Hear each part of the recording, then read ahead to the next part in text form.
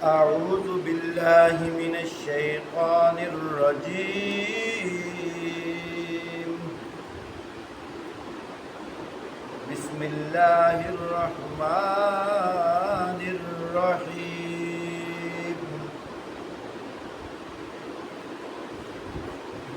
ألف لام را تلك آيات الكتاب المبين.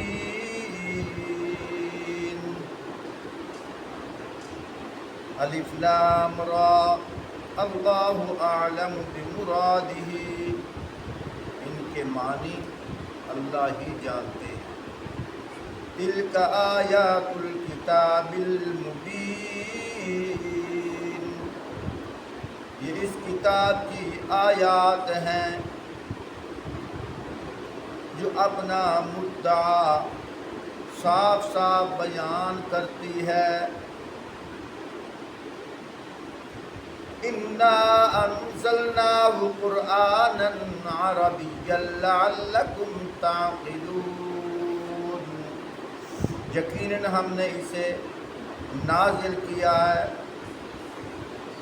عربی بنا کر، قرآن بنا کر عربی زبان میں، تاکہ تم اس کو اچھی طرح سمجھ سکو. نحن نقص عليك احسن القصص بما اوحينا اليك هذا القرآن وان كنت من قبله لمن الغافلين. اے نبی صلی اللہ علیہ وسلم، ہم اس قرآن کو تمہاری طرف وحی کر کے بہترین طریقے میں واقعات اور حقائق تم سے بیان کرتے ہیں، ورنہ اس سے پہلے تو آپ ان چیزوں سے بالکل ناواقف تھے. اذ قال یوسف لأبیہ یا ابت انی رأیت 11 کوکبا والشمس والقمر رأیتهم لی ساجدین. فرمایا یہ اس وقت کا ذکر ہے جب یوسف علیہ السلام نے اپنے باپ سے کہا تھا کہ میں نے خواب دیکھا ہے 11 ستارے ہیں اور ایک سورج اور چاند ہے. رأیتہم، میں ان کو دیکھتا ہوں، لی ساجدین، وہ مجھے سجدہ کر رہے ہیں. قال یا بنی لا تقصص رؤیاک علی اخوتک فیکیدوا لک کیدا ان الشیطان للانسان عدو مبین. حضرت یوسف علیہ السلام کے والد نے فرمایا، اے میرا بیٹا، یہ خواب اپنے بھائیوں کو نہ سنانا، ورنہ وہ تیرے مخالف ہو جائیں گے. حقیقت یہ ہے کہ شیطان آدمی کا کھلا دشمن ہے. وَكَذَلِكَ يَجْتَبِيكَ رَبُّكَ وَيُعَلِّمُكَ مِن تَأْوِيلِ الْأَحَادِيثِ وَيُتِمُّ نِعْمَتَهُ عَلَيْكَ وَعَلَى آلِ يَعْقُوبَ كَمَا أَتَمَّهَا عَلَى أَبَوَيْكَ مِن قَبْلُ إِبْرَاهِيمَ وَإِسْحَاقَ إِنَّ رَبَّكَ عَلِيمٌ حَكِيمٌ. فرمایا ایسا ہی ہوگا جیسا تو نے خواب میں دیکھا کہ تیرے رب تجھے اپنے کام کے لیے منتخب کرے گا اور تجھے باتوں کی تہ تک پہنچنا سکھائے گا. تیرے اوپر اور آل یعقوب پر اپنی نعمت اس طرح پوری کرے گا جس طرح اس سے پہلے وہ تیرے بزرگوں ابراہیم اور اسحاق پر کر چکا ہے. یقیناً تیرا رب علیم اور حکیم ہے. سبحان اللہ. محترم سامعین، آج سورۃ یوسف کا پہلا حصہ پڑھا گیا ہے. سورۃ یوسف مکی صورت ہے، اس کی کچھ آیات مدنی بھی ہیں. اس سورت کی 111 آیات ہیں اور 12 رکوع ہیں۔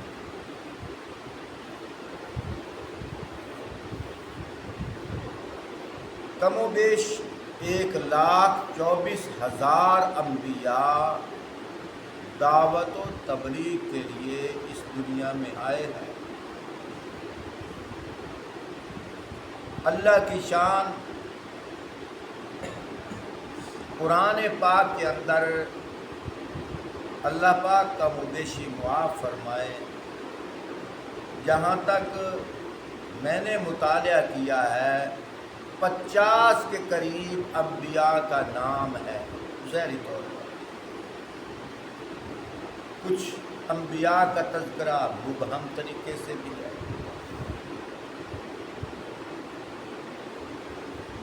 لیکن ایمان ہم نے سب انبیاء پہ رکھنا ہے۔ ایک بات قابل غور ہے،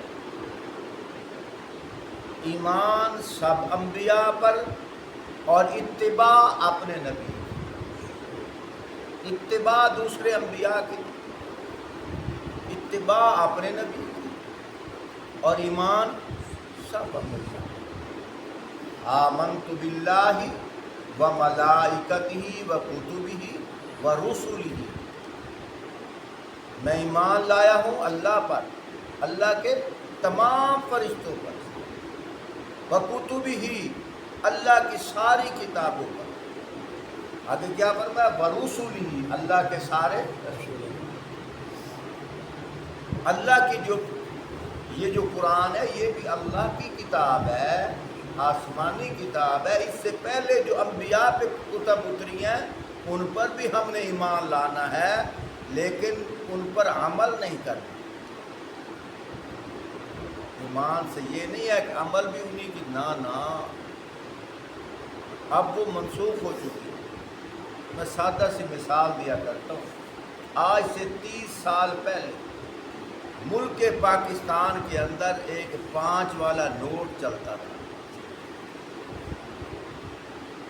پھر بعد میں منسوخ ہو گیا۔ اب اگر اس نوٹ کو لے کر ہم کسی پھٹے پہ چلے جائیں کہ یہ برف دے دے تو ہمیں جیل میں بند کروائے گا۔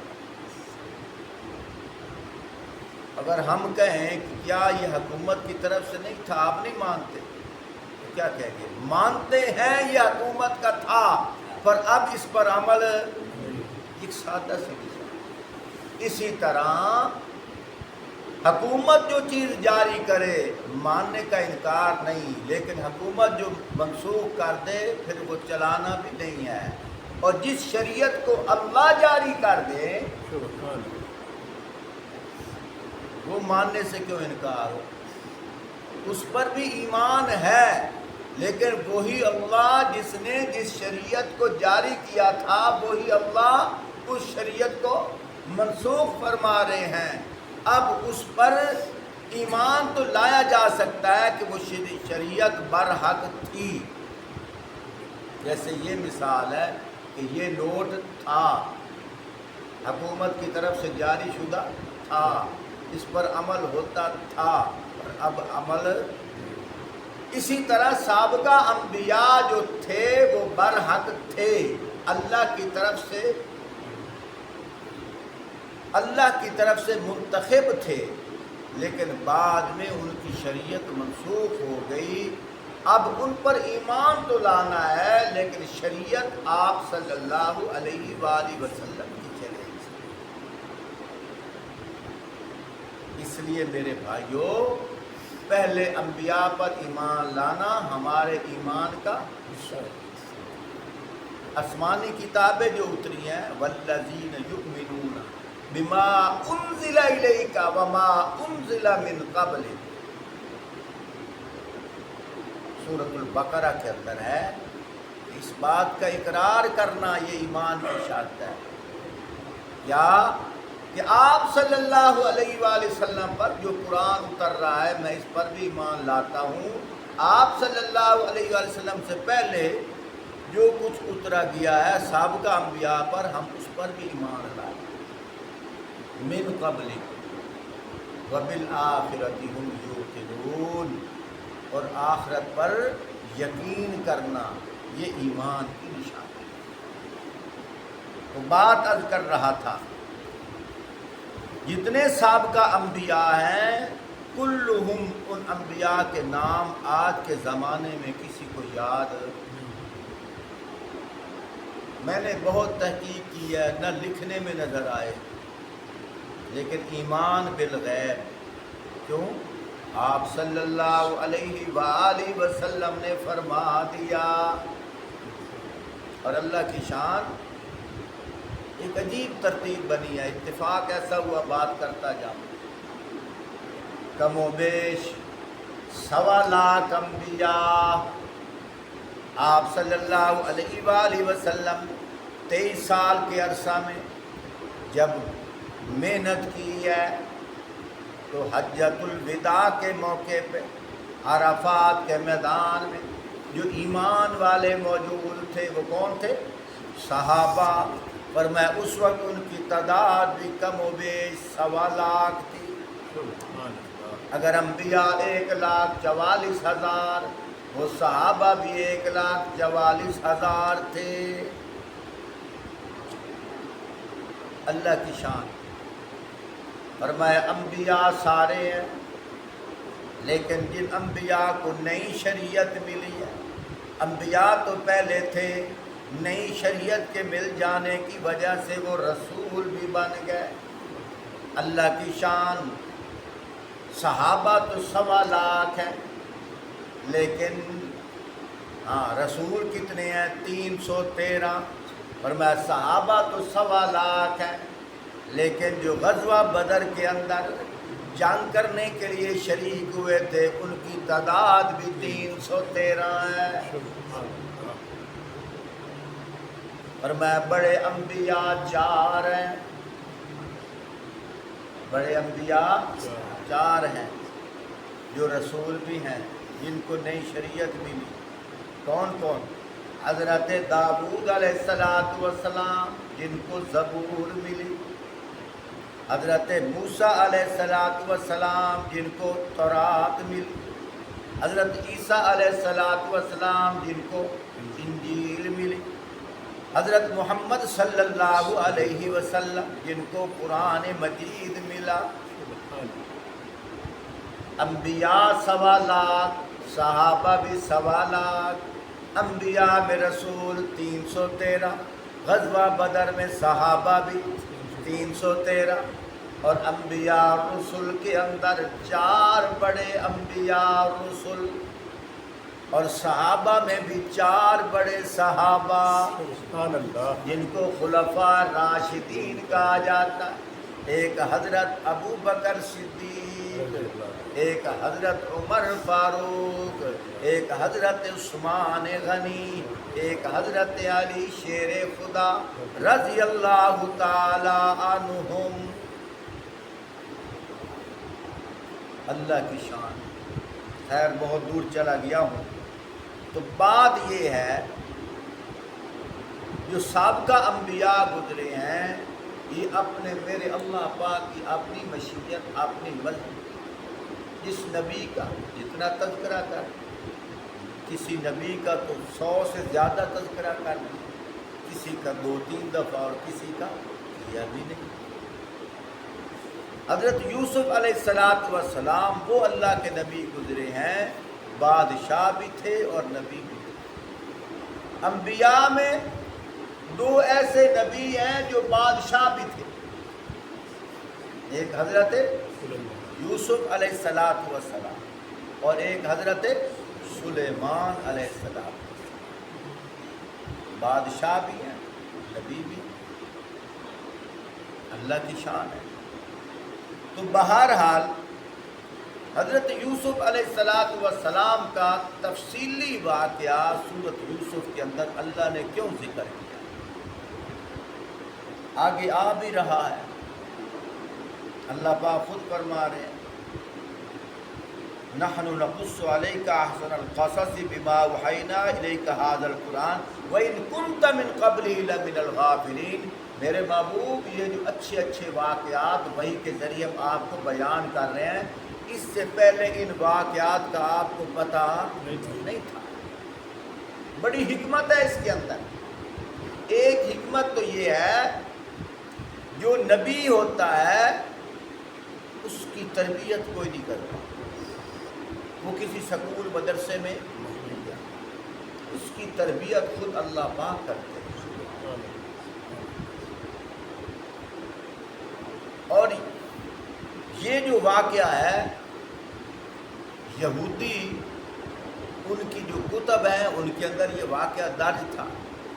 آپ صلی اللہ علیہ وآلہ وسلم نے تو کسی کتاب میں پڑھا بھی نہیں تھا۔ اللہ پاک کے بتانے کا مقصد یہ تھا، وَإِن كُنتَ مِن قَبْلِ لَمِنَ الْغَافِلِينَ، کہ اس سے پہلے آپ اس واقعے سے بے خبر تھے کہ میرے محبوب یہ لوگ کہتے ہیں کہ راتوں رات کہیں سے کوئی واقعہ بنا کر لے کر آ جاتے ہیں اور صبح کہتے ہیں کہ میرے اوپر وحی آئی ہے۔ فرمایا میرے محبوب بتاؤ دلیل کہ یہ سارا تفصیلی واقعہ ہم آپ کو سنا رہے ہیں۔ ان یہودیوں کو کہو میں نے تو کسی کتاب سے پڑھا نہیں ہے، واقعہ میں سنا دیتا ہوں، تم اپنی کتب کے اندر پڑھو کیا میں ٹھیک سنا رہا ہوں یا غلط سنا رہا ہوں، حالانکہ اس سے پہلے مجھے اس کا پتہ نہیں تھا۔ اللہ پاک خود فرما رہے ہیں میرے محبوب اس سے پہلے آپ کو اس کا پتہ نہیں تھا۔ یہ بہت بڑی دلیل ہے۔ یہ سابقہ انبیاء علیہ السلام میں سے حضرت یوسف علیہ السلام کا تفصیلی واقعہ کیوں بیان کیا؟ بہت ساری حکمتیں ہیں۔ ایک اس کی اندر یہ بھی حکمت ہے، حضرت ابراہیم علیہ السلام کے دو بیٹے تھے، ایک بیٹے کا نام حضرت اسحاق اور ایک بیٹے کا نام حضرت اسماعیل۔ میں کتاب کے اندر پڑھ رہا تھا، بڑا حیران ہوا ہوں، بیوییں بھی دو، بیٹے بھی دو، اور مسجد تعمیر کی وہ بھی دو۔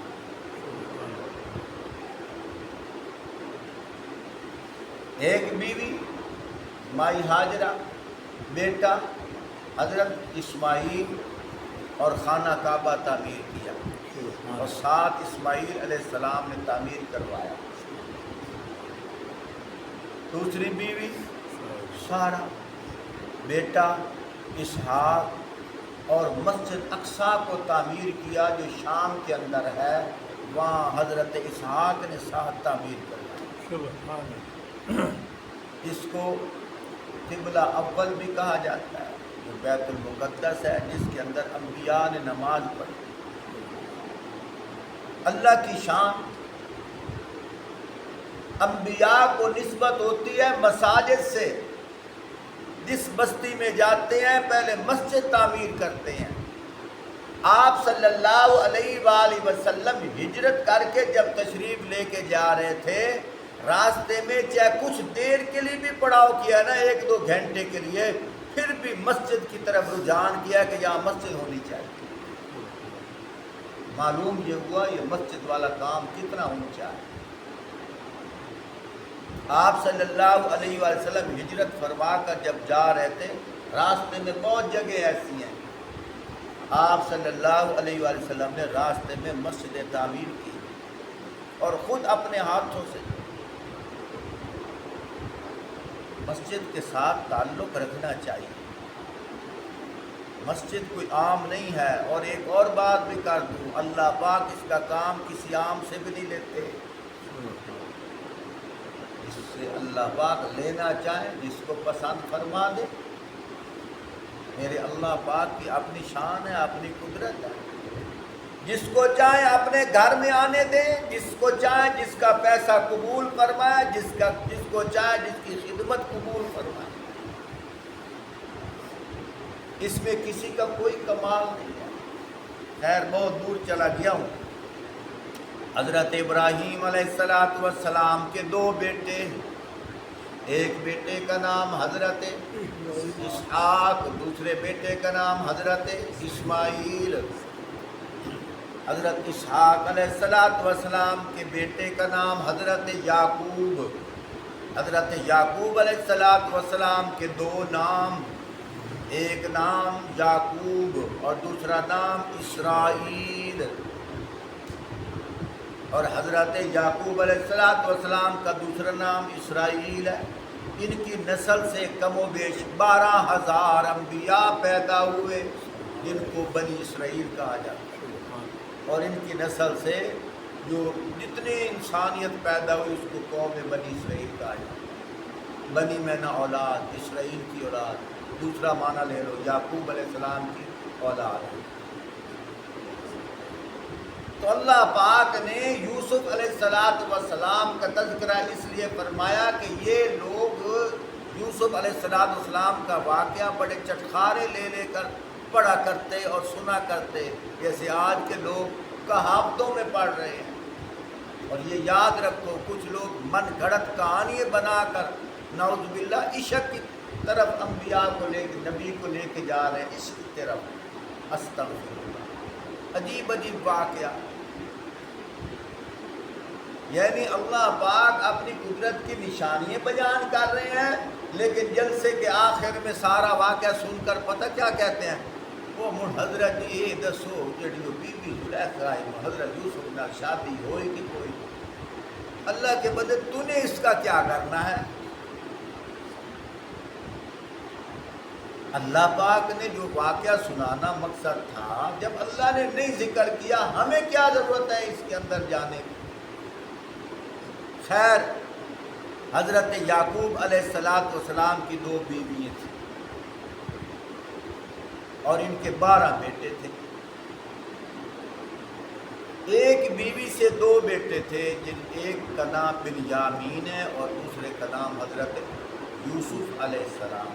بعض کہتے ہیں یوسف نہیں کہنا چاہیے، یوسف، سین کے اوپر پیش ہونی چاہیے، یوسف.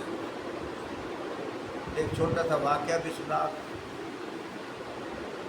مدرسے کے اندر شیخ الحدیث صاحب درجہ کتب کے طلباء کو حدیث کا سبق دے رہے تھے. آخر انسان ہے. ایک آدمی نے بڑی اعلیٰ قسم کی پگڑی پہنی ہوئی اور ہاتھ میں تسبیح اور عصا مبارک لے کے آ رہے تھے بڑے روب کے ساتھ. تو تھوڑی سی جھجک محسوس ہوئی ان کے آنے کی وجہ سے. وہ تھوڑا سا ٹھہر گئے. آ کر وہ بیٹھے کہ میں ان کی یہ بہت بڑے علامہ ہیں، ان کے سامنے میں کیسے سبق پڑھاؤں. تھوڑی سی جھجک محسوس ہونے لگی. تو سلام کر کے پوچھا کہ آپ کا نام کیا ہے؟ آگے سے انہوں نے کہا جی میں یوسف آتے. کیا کہا؟ میں شیخ الحدیث صاحب نے اپنے طلباء سے کہا اے یوسف ہی نہیں ہو، پڑھو. کیا مطلب؟ بھئی جس کو اپنا نام بھی صحیح لینا نہیں آ رہا اس نے ہمارے اوپر کیا روب جاڑنا؟ اصل میں اس نے کیا کہنا تھا؟ مجھے یوسف کہتے ہیں، سین کے اوپر پیش لگانے سے.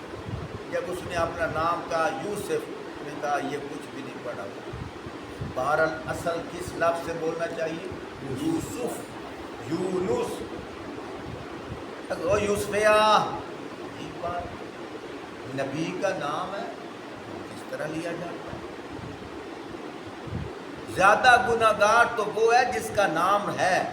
تم کہو گے وہ کیسے؟ اس نے کبھی ٹوکا ہے؟ کبھی کسی کو جھاڑا ہے بھی یار کیا تم میرا نام کیسے لے رہے ہو؟ اس کا کام ہے لوگوں کو روکے. بھائی یہ نبی کا نام ہے، صحیح طرح ادب سے لیا کرو. ہم نے تو اس محبت سے رکھا ہے کہ یوسف علیہ السلام کا نام تھا، اور تم کس طرح بگاڑ کے، ویسے کسی کا نام بگاڑ کے لینا بھی نہیں چاہیے. اللہ بخش، کیا کہتے ہیں؟ بخشیا. اس کا کام ہے، جس کا نام ہے وہ دوسرے کو روکے. یا تو کیسے میرا نام لے رہا ہے؟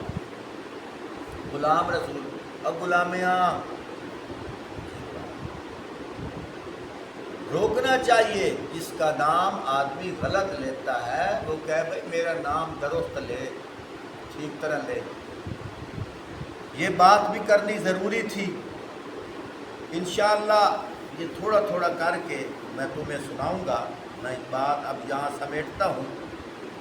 یعقوب علیہ السلام کے 2 بیوی تھی. ایک بیوی سے 2 بیٹے، حضرت یوسف علیہ السلام اور دوسرے حضرت بنیامین، اور دوسری بیوی سے 10 بیٹے تھے. یوسف علیہ السلام کی امی کا انتقال ہو گیا تھا، تو آپس میں یہ باپ کی طرف سے ایک ہی ہے اور ماں کی طرف سے سوتیلے ہو گئے. ہم پنجابی میں مترے کہہ دیتے. آج تو سکا بھائی سکے بھائی کو دیکھ کر راضی نہیں ہے، یہ تو سوتیلے تھے. چاہے نبی کی اولاد تھی، لیکن آگے یعقوب علیہ السلام نے تذکرہ کر دیا تھا. جب حضرت یوسف علیہ السلام نے کہا ابا جی مجھے 11 ستارے اور 1 سورج اور 1 چاند سجدہ کر رہے ہیں، تو 11 ستاروں سے مراد 11 بھائی ہیں اور چاند سورج سے مراد ماں باپ ہے. تو آگے سے فرمایا قال یا بنی لا تقصص رؤیاک، اے میرے بیٹے نہ تذکرہ کرنا اس خواب کا، علی اخوتی کا، اپنے بھائیوں کے سامنے، فیکیدوا لک کیدا، کیوں؟ اس لیے قید کہتے ہیں تدبیریں کرنا، چال بازیاں کرنا. لک کیدا، وہ تیرے بھائی جو ہیں وہ تدبیریں کریں گے، چال بازیاں کریں گے. کیوں؟ ان الشیطان للانسان عدو مبین، حقیقت یہ ہے کہ شیطان آدمی کا کھلا دشمن ہے. کہ ٹھیک ہے تو نبی کی اولاد تو ہے، وہ بھی میرے بیٹے ہیں، لیکن ہو تو تم انسان. تو انسان کا شیطان دشمن ہے، وسوسے ڈالے گا، خیالات ڈالے گا، تمہیں آپس میں لڑانے کی کوشش کرے گا. لیکن ایک وقت آئے گا، اللہ پاک نے آج جو تجھے خواب دکھایا ہے ایک وقت آئے گا پورا ہو جائے گا. 2 باتیں عرض خدمت کر کے بات ختم کرتا ہوں. ایک تو یہ ہے کہ خواب 3 طرح کے ہوتے ہیں. ایک خواب وہ ہوتا ہے جو آدمی دن کے اندر بازار میں دیکھتا ہے. آج کل تو ٹچ موبائل ہے، جو تصویریں جو فلمیں اندر دیکھی جاتی ہیں، خواب کے اندر وہ نقشے نظر آئے، وہ کوئی خواب نہیں ہوتا، وہ تو وہی تصویریں گھوم رہی ہیں. اور ایک خواب وہ ہوتا ہے کہ شیطان کی طرف سے وسوسے خیالات آ گئے. ایک خواب وہ ہوتا ہے جو صبح سحری کے قریب آتا ہے اور انوکھا ہوتا ہے، وہ اکثر خواب سچے ہوتے ہیں. تو میرے محترم دوستو، انبیاء کو بھی خواب آئے، بہت سارے واقعات. کیونکہ ٹائم زیادہ ہو گیا، تفصیلی بات آگے ہوتی رہے گی. یہاں جو بات کرنے کا مقصد یہ ہے، یہ اللہ پاک ایک نشانی دکھا رہے ہیں کہ ایک وقت آئے گا اللہ پاک یعقوب کے بیٹے کو نبوت عطا فرمائے، اور یہی والد گرامی ان کو کہہ رہے ہیں. آخری بات یہ ہے، دوسرے بھائیوں کو پتہ چل گیا، حسد میں پڑ گئے، کیا ہمارا بھائی اور وہ بھی ستیلا نبوت یہ لے گا؟ تو ان کو دبانے کے لیے کہ نبوت ہم میں سے کوئی لے، یہ نہ لے، ہم اس کو گم کر دیتے ہیں، مار دیتے ہیں، ختم کر دیتے ہیں. جب ان کا نام و نشان ختم ہو جائے گا پھر نبوت ہم میں سے کسی کو ملے گی. یاد رکھو، دنیا جہان کے جتنے شعبے ہیں یہ محنت سے ملتے ہیں. درزی ہے محنت سے ملے گا، پہلوان ہے محنت سے پہلوانی ملے گا، حتیٰ کہ کوئی عالم بھی ہے محنت سے اس کو علم ملے گا. نبوت ایک خاصہ ہے جو محنت سے نہیں ملتا، کسب سے نہیں ملتا، اللہ کی عطا سے ملتا ہے. اللہم صلی علی سیدنا محمد وعلی آل سیدنا مولانا محمد.